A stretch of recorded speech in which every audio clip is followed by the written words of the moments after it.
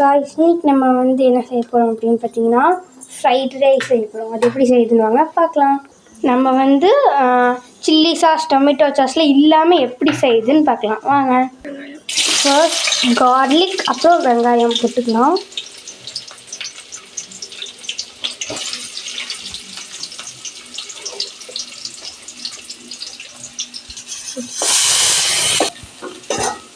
First oil ஊற்றி garlic onion போட்டுக்கோங்க.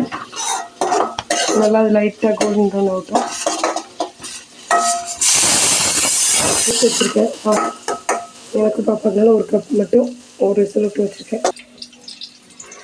அடுத்தது கேரட் பீன்ஸ் இப்படி கொஞ்சம் மட்டும் ஒரு ஹாஃப் குக்கர் வேகணும். அதனால் ஒரு 2 மினிட்ஸ் வெயிட் பண்ணுவேன். கொஞ்சம் சால்ட்டு காய் வேலைக்கோசரம் திரும்ப போட்டிருக்கேன்.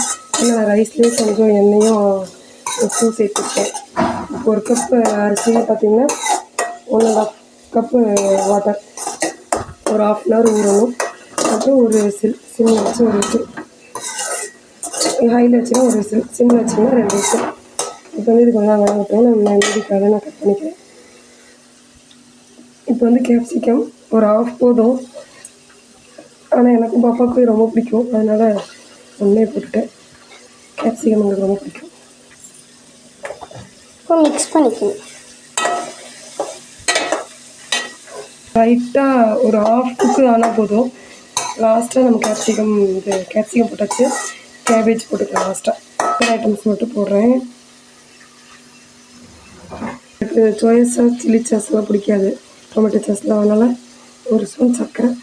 எதுக்குன்னு பார்த்திங்கன்னா காய் கொஞ்சம் அப்படியே அந்த கலர்லேயே இருக்கும். அதான் வணங்கி அந்த வறுத்த மாதிரி ஆகாமல் க்ரீனாகவே ஆரஞ்சாகவே அதே மாதிரி இருக்கும் பார்க்குறக்கு வாட்டர் மாதிரி. அதனால் கொஞ்சோண்டு சுகர், ஒரு 1/2 ஸ்பூன் மட்டும் சில்லி பவுடர். எங்கள் பாப்பாவுக்கு நிறைய காரம் பிடிக்கும்.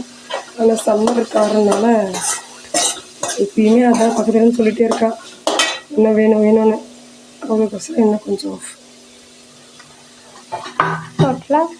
ஒரு ஸ்பூன். அப்புறம் லைட்டாக ஹோட்டல் மாதிரி இருக்கணும். ஏன்னா நாங்கள் சாஸும் ஊற்றுறது இல்லையா, அதனால் பார்த்திங்கன்னா ஒரு ஸ்பூன் கரம் மசாலா.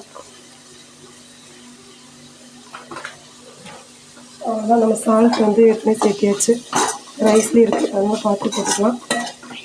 இது வணங்கிட்டு இருக்கட்டும். என்ன நீங்கள் எப்பயும் போல் காய் ஊற்றுற மாதிரி ஊற்றிக்கணும். ஒரு காய் வணக்கிறதுக்கு. நெக்ஸ்ட்டு நம்ம முட்டைக்கோஸ் எடுத்துக்கலாம். அவ்வளோதான். அது பார்த்திங்கன்னா முட்டைக்கோஸ் இறக்கிட்டுருக்கேன். கேபேஜ் கொஞ்சம் சேர்த்துக்கலாம்.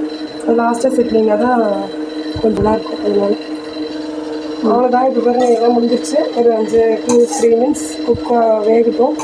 நம்ம அதுக்குள்ளே ரைஸும் ஆயிரும். நம்ம லாஸ்ட்டாக பரட்டிட்டு ஃபினிஷிங் காட்டுறேன். மீதி நெக்ஸ்ட் வீடியோவில் காட்டுறேன். ஓகே, நம்மளோட சூப்பரான ஃப்ரைட் ரைஸ் ரெடி. சாப்பிடலாம்.